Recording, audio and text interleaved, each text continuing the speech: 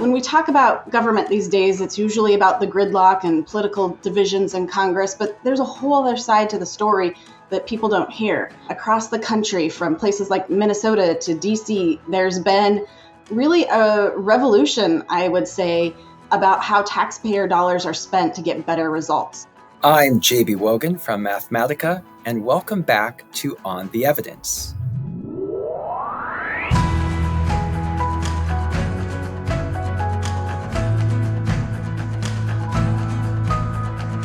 This episode is part of our ongoing Evidence in Government series, where we talk about new developments in the halls of government and the role that evidence can or should play in decisions that could improve people's lives. My colleague Mike Burns leads these episodes. Mike previously worked in public affairs for the U.S. Department of Housing and Urban Development, the U.S. House Appropriations Committee, and for several members of Congress. On this episode, Mike talks with Nichole Dunn about the Biden administration's fiscal year 2025 budget. Nichole is the vice president for federal policy at the nonprofit Results for America. Their conversation revolves around the inclusion of evidence in public policy, not only in this budget, but in the legislative branch and at the state and local levels of government. I hope you enjoy the episode. Thank you for joining us, Nichole. I think this is the second year we've spoken about the president's budget request, so definitely glad to have you back and to get your insights.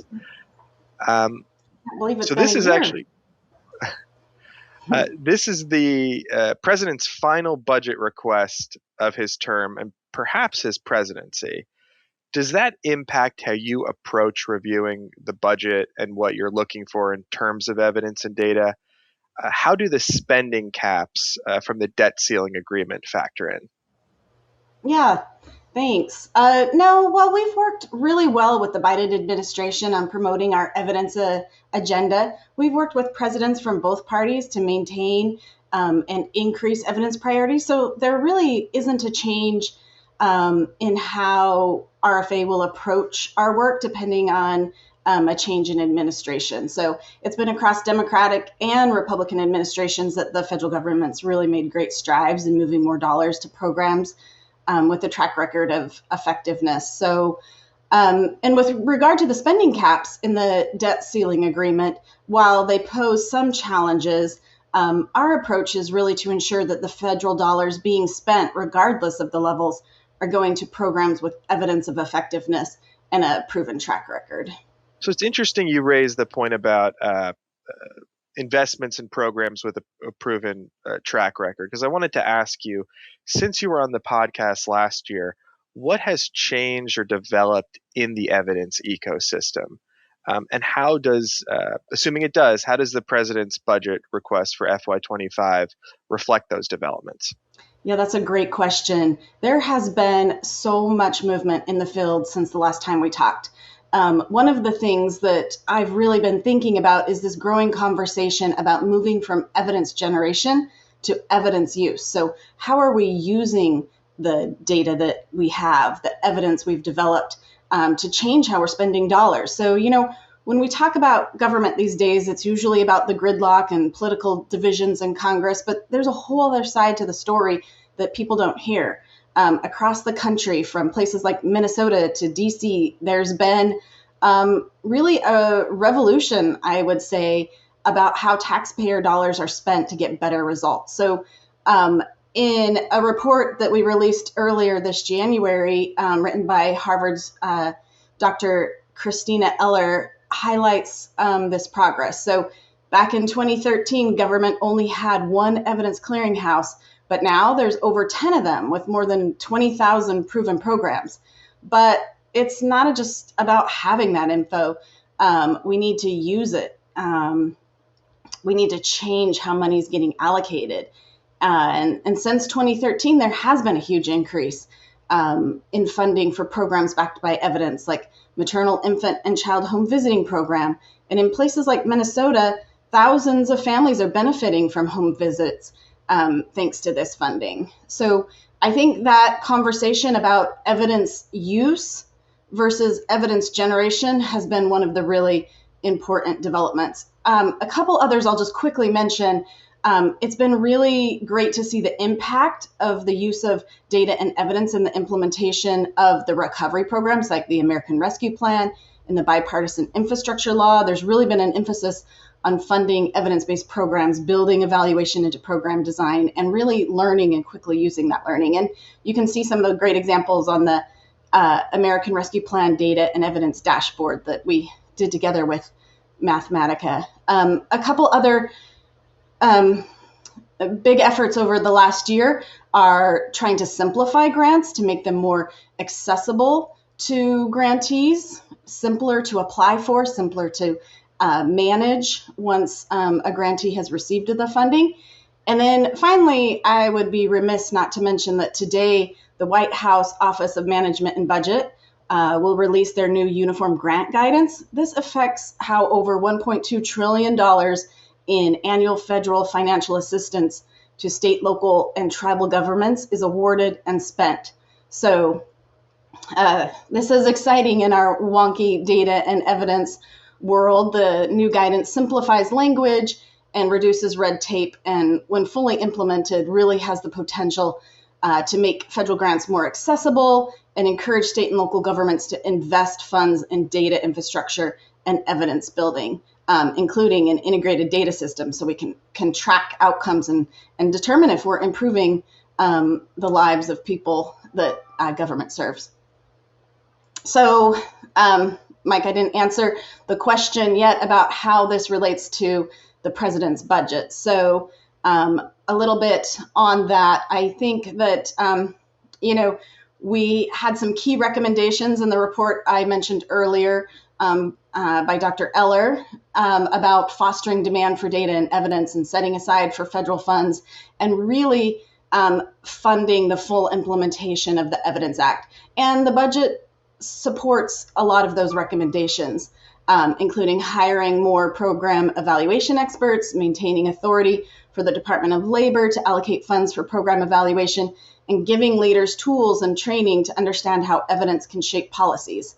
So some of these initiatives really led by the evidence team, OMB, are the OMB Federal Evaluation Toolkit and the Evidence and Evaluation Community of Practice workshops. Again, going back to the recovery programs, we've seen evaluation incorporated into new initiatives such as the CHIPS incentives program and expanded Medicaid maternal health services. So there's a big push for better data resources, beefing up the Census Bureau surveys and improving workforce data. So overall, I think there were a lot of great efforts focused on making sure the government's decisions are backed by solid evidence. So I actually joined that event. I was able to watch it. I thought it was great.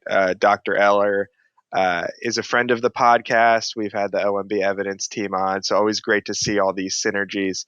Was there anything, you highlighted some of the major takeaways from that event and from that research. Was there anything that surprised you that came out of it?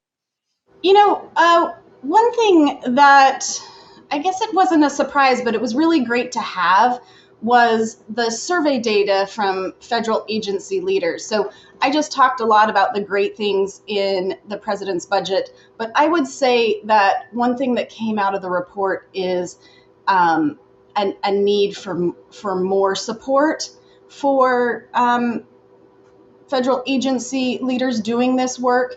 I'm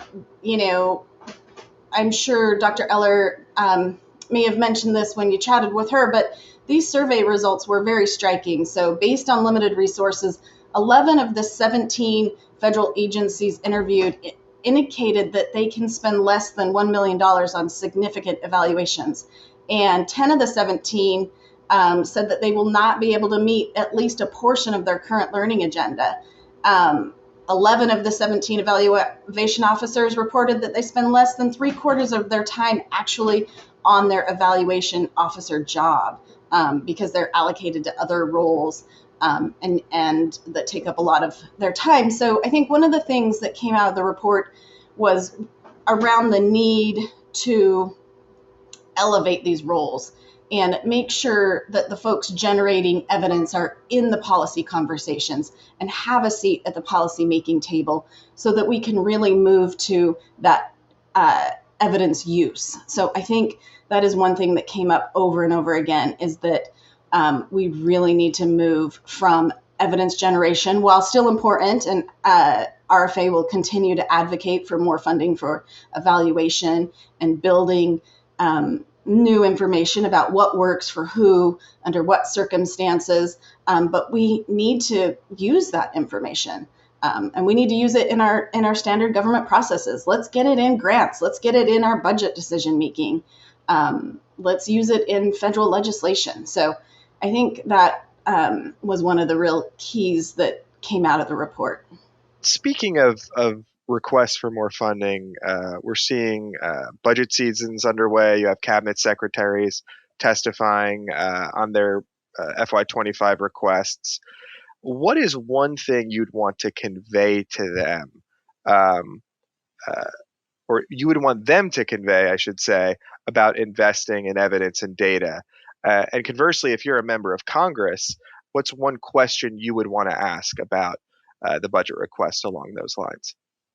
Yeah, I think I would, ask to see the evaluation reports, ask to see how are you defining evidence and prioritizing it in your federal grants. I think, going back to the report again, it had 10 examples of where focusing on programs with evidence of effectiveness made impacts for family and children across the country. It is, the one of the things that has consistently worked over and over to deliver on economic mobility outcomes. So I would ask, what does the evidence say, and how are you using that evidence in decision making? And that's how RFA is focusing our requests for the FY25 to appropriations committees. We are asking for additional funding for programs that both define and prioritize evidence in their competitive grants and have shown to be effective. For example, the post-secondary success grants, the promised neighborhoods, we're requesting, doubling that investment because of its effectiveness. Full service community schools and workforce development programs like reentry employment opportunity programs, and programs that improve third grade reading, like the comprehensive literacy development grants. So really focusing on programs with evidence of effectiveness, and then thinking about report language. How can Congress direct agencies to do things like prioritize evidence in their federal grants, work with OMB around the new uniform guidance to ensure grantees understand that grant funds can be spent on data and evaluation. So we're really focused in those areas. So this past November, Results for America released its 2023 Invest in What Works State Standard of Excellence report, showcasing efforts across 46 states to build and use evidence and data. Did you see any examples in the budget request where the administration is learning from states or adopting successful efforts at the state level? Yeah, I think we have, seen two things. One, federal policy matters and can incentivize state and local governments to move in specific directions. So, for example, in the AmeriCorps state and national grants, they prioritize data and evidence in their applications. So 64% of those grant dollars go to evidence of effectiveness, and we've seen states replicate those applications at the state level. But one of the things that we've seen, I think the federal government can learn from what states are doing. I think federal agencies could look to the best practices in evidence-based budgeting that are being implemented in states. So the 2023 Invest in What Works Standard of Excellence featured 10 states that have put outcomes for the people they serve front and center by defining and prioritizing evidence of effectiveness in state budgets. So Colorado, Illinois, Minnesota, North Carolina, New Mexico, Oregon, Rhode Island, Tennessee. So really exciting to see these states move in this direction. And we'd really like to see, a strong framework for agencies to define and prioritize evidence in their budget requests. But, some of the other programs I mentioned earlier, we learn about the evaluations of effectiveness from implementation at the state level, like the post-secondary success grants. We're seeing those implemented, and that's how we learn, about their effectiveness, is funding evaluations of the implementation of those programs. And then we see them receive increased funding at the federal level. So it's a good cycle of learning. I apologize if this is covered in Dr. Eller's report and I missed it, but I know that the federal standard of excellence that RFA puts out has some tracking about agencies that invest at least 1% of their program budget in evaluation-related activities. And I saw that that's been coming out since 2013.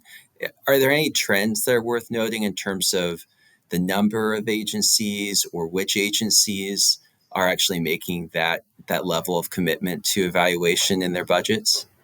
Yeah, there is. It's been an increasing trend, and we did see some. We've had some exciting set-asides, like the HEA higher education set aside for evaluation. We were thrilled about last year, and it was continued this year. So I think it is a trend forward. Where agencies have struggled, it really is through limitations through Congress. So we need to continue to work with Congress to make sure that agencies have the flexibility to set aside those funds for evaluation. So I want to get a little wonky here. I was looking through my favorite. Can we get more wonky? I think we can. I was going through my favorite part of the budget, perhaps the analytical perspectives chapter. And the chapter mentions, or it looks at, whether areas and programs as part of the implementation of the American Rescue Plan had their intended outcomes. I started to think about the recent analysis that RFA and Mathematica conducted on what works cities. And that looked at, how well states are using data and evidence in investing their ARP, state and local fiscal recovery funds. Can you tell us a little bit more about this study and its implications? Yeah, no, this is really exciting. And I think it's a great point to just make about the learning agendas, particularly the ARP learning agenda. There was a very strong effort by the administration to make sure, as we implemented these programs, there was evaluation built in the beginning, and that we're learning a lot about what has worked. But specific to the report built with Mathematica, the report built on our previous ARP data and evidence dashboard that we did in collaboration together. But this time we wanted to know, does building a strong foundation of data lead to good ARP investments? So as you know, in the ARP guidance, it encouraged state and local governments to use evidence of effectiveness. It defined evidence, and it provided incentives for focusing on evidence-based programs. So answering this question, does it matter if a local government has a good foundation of using data? Does it help them better invest federal dollars? So here's what we found. Certified cities were better positioned to use data and evidence to promote recovery, economic mobility, and racial equity through ARP funds. So that's really exciting. Specifically, cities with strong results-driven contracting practices developed investment plans that better adhered to the federal guidance for using data and evidence, and also certified cities. So the What Works Cities certification, so those cities that had been certified that effectively engaged residents, strengthened the impact of federal dollars by prioritizing that engagement. So cities, I'll just note that cities and states have until December 2024 to obligate their ARP funds. And it's an incredible opportunity and responsibility to use these one-time funds to address racial inequalities and provide economic mobility outcomes for all residents. And we really continue to see the power of data and evidence to make these changes and improve results.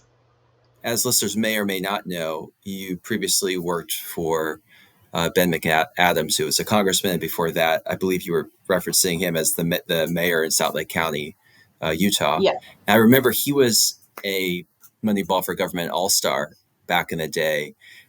Do you think, you were talking earlier about that paper on the impact of What Works Cities certification and how cities that have this foundation of evidence are then being able to take advantage of federal money that has these evidence provisions. But I was wondering about another potential impact being that as you've got these local officials who are gaining expertise in how to use evidence in their work, and not just expertise, but that they're starting to appreciate the value of it. Then they come to Washington. Are you seeing more people like Ben McAdams who are kind of coming from What Works cities, and then bringing that background to the work that they do at the federal level? Yeah, that's a great question. So the way that I was connected to Results for America is that I was in the inaugural class of the Local Government Fellowship when I was the Deputy Mayor and Chief Administrative Officer at Salt Lake County, working for Mayor Ben McAdams then. And I was part of a Results for America Fellowship. And that's really how we started to learn about the power of data and evidence, how we got really interested in doing things like pay for success. And so I do think we always talked about the Pay for Success project. It was small in comparison to Salt Lake County's overall budget. But what was so powerful is it changed the way Ben McAdams thought about all of the funding at Salt Lake County. And we started thinking about, okay, not just in early childhood or in substance abuse treatment. What about in all areas of our funding? Are we getting a return on investment for taxpayer dollars? So yeah, that definitely, he carried that thinking into Congress, and we do see that. So for example, Representative Greg Landsman worked with a great partner organization of ours, Strive Together, and really understood what it means to drive community level outcomes. And he understood that evidence and focusing on data and tracking outcomes was how you did that. And that is part of what drove his interest in being part of the What Works Caucus, is he sees it as, a really powerful tool to make a difference for children and families in the communities he serves. As a side note, so many of our inaugural class of fellows are still doing this work. Oliver Wise is now at the Department of Commerce. Maya Jakimowicz, who was a fellow with me, is at RFA doing our equity work. We have just, I think once, it's kind of like once you see it, it's hard to think about it in a different way. And just because I happen to know those names for listeners, that would be Oliver worked for Mayor Landrieu in New Orleans, and Maya worked for Mayor Nutter in Philadelphia. The analytical perspectives chapter of the budget also notes that progress and building and driving evidence in the federal government requires widespread adoption of a culture of learning and experimentation. Knowing that agencies can be hesitant to experiment in favor of the status quo, what advice would you have for leaders to embrace this culture and help drive further gains in federal evidence building and use? Yeah, I think a couple of things. So, one thing that Results for America has found working with federal agencies who are trying to foster a culture of learning is that agency leaders need to prioritize hiring evaluation staff and embedding them throughout their organization to avoid siloing evidence and data in specific areas. So, as I mentioned before, we need to bring our evidence, data, and evaluation experts to the decision-making table.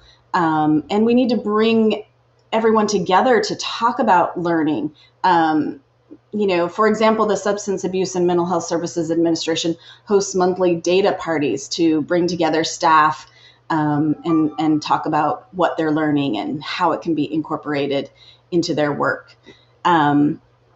It's really crucial to ensure that evidence and data leaders within federal agencies have a say in policy decisions to integrate their work and have those incentives for continuing to do this hard work. So we need to celebrate progress and share stories of how evidence has made a difference in the programs we choose and how it makes a difference in the impact that they have.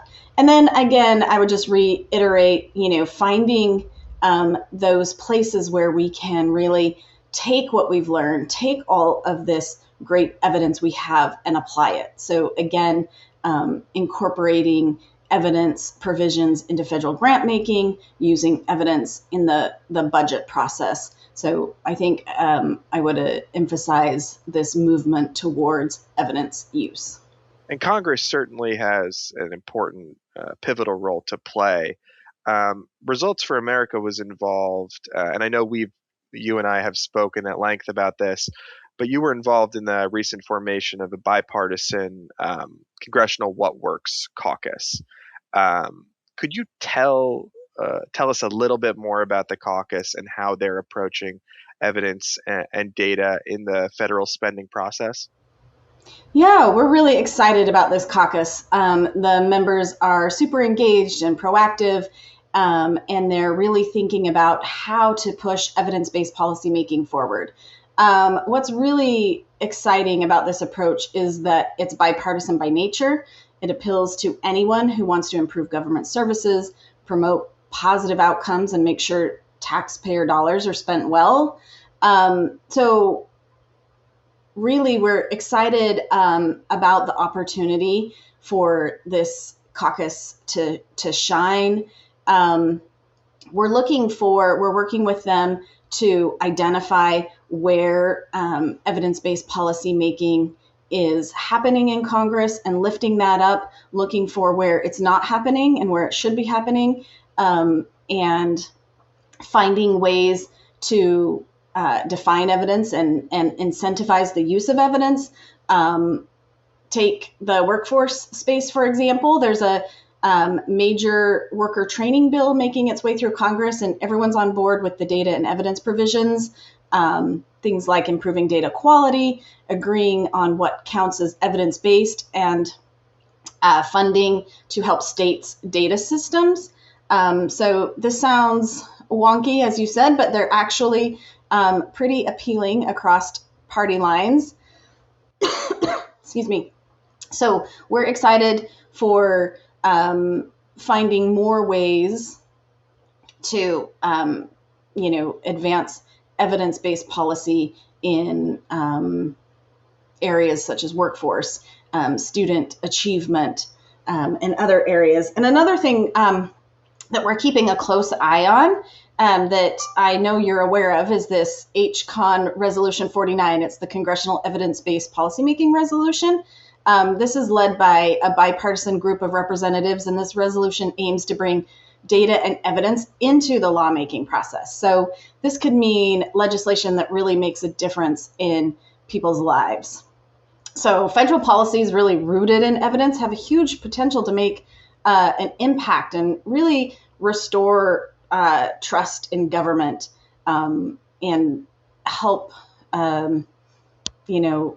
people across the country see policies that work. So excited to keep working with them. And what would you say, I mean, to someone skeptical? I mean, you see the headlines, the bickering and the fighting in Congress,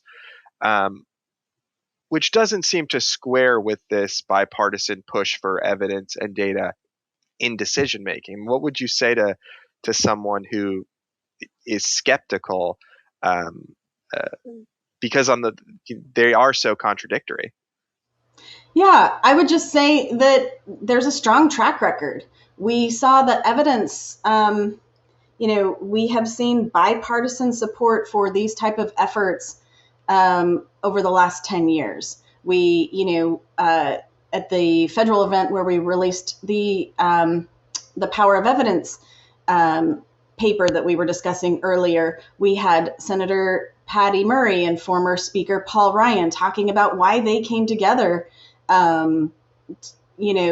around this issue. It really just is an issue that transcends partisanship. I experienced this in my time in Salt Lake County government. We had, a Democratic mayor and a Republican council, and this is an area we were able to make a lot of progress advancing a early childhood pay for success project and other innovative evidence-based programs around alternatives to incarceration. I think what I would say to folks that are skeptical is, look at the history, look at the track record. It has had bipartisan appeal and continues to work. And I think it's just because it's one of those simple common sense things. If something works, it's pretty appealing. And it seems to be durable too. I mean, you mentioned former Speaker Ryan. He's been out of office for a number of years now. And then you have the caucus recently standing up. You have folks like Congressman Derek Kilmer, pushing these efforts forward. So what's next? I mean, what's next for, you think, these efforts in Congress or for RFA even? Yeah, I think that a couple of our big focuses is, one, continue to push federal grants to define and prioritize evidence, continuing to shift dollars to what works. We are really focused on making progress in key economic mobility outcomes like third grade reading, post-secondary access and success, a living wage. And really, we have seen that this can happen by ensuring that federal dollars, which the vast majority, $1.2 trillion, go out in federal grants. So if we can make sure those grants focus the dollars on programs we know work, we believe we're going to see increases and advancements in those really important outcomes for people across the country. So that is going to be an area we're very focused on, is shifting dollars to what works to make really improve the impact in those outcome areas. And then we really will be focused in Congress on making sure new legislation or current legislation like the WIOA reauthorization has a definition of evidence that can help us figure out what works for who in what circumstances, and then prioritizes dollars to focus on evidence. So we will be finding those opportunities and working with bipartisan members in Congress to advance those. Well, Nichole, I want to thank you for your time, your partnership, your insights. We are certainly huge fans of RFA and of you, of course. Before I let you go, where can people find you and RFA? You can find us at resultsforamerica.org, and it's results4america.org. So you can see our events and what's happening, and reach out to anyone on our team. So excited to hear from you. Thank you, Nichole. All right. Thank you. Thanks again to our guest, Nichole Dunn. In the show notes, we include links to a range of online resources that Nichole referenced in the conversation. I also want to thank you for listening to another episode of On the Evidence, the Mathematica podcast. This episode was produced by the inimitable Rick Stoddard. If you're a fan of the show, please consider leaving us a rating and review wherever you listen to podcasts. To catch future episodes of the show, subscribe at mathematica.org/ontheevidence.